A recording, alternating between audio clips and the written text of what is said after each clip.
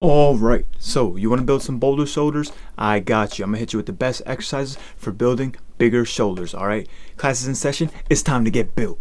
So the first exercise that we're going to talk about is lateral raises. Lateral raises are going to work that medial delt, so that side delt. And there's a couple ways that we're going to want to do these. So first it's going to be with some standard dumbbells, standing up and doing them slow and controlled.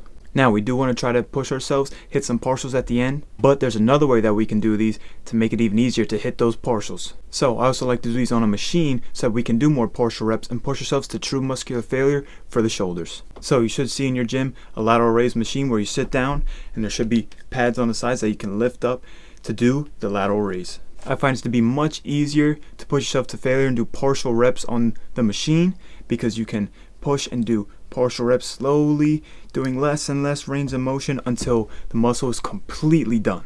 Doing partial reps is a great technique for building muscle, so if you want those boulder shoulders, be sure to do those partial reps. Next, we're going to focus on the rear delt, and we got a couple exercises that we can hit it with. So we want to do some rear delt flies, and there's a couple ways we can do it. First would be the reverse pec deck. Now, I get the best squeeze with this exercise, but you got to do it a certain way. So you want the handles to be about right at shoulder level, and you don't want to grip the handles because we don't want the arms to come into play. We want it to be all rear delt. So we're just kind of rest the hands onto the handles and we're going to push with the outside of our hand. And by doing so, we're going to get all rear delt activation and isolate the rear delt. I find it very hard to just single out the rear delt, but doing the exercise this way will do that for you. Now, another exercise I love for rear delts is a rear delt cable fly. So you can do this single arm or two arms at a time. I prefer single arm. So you're just going to go up to a cable, set it to about the height of your eyes, and you're going to take it and you're just going to pull down at about a 45-degree angle. Do it slow and controlled and you should feel that rear delt contraction.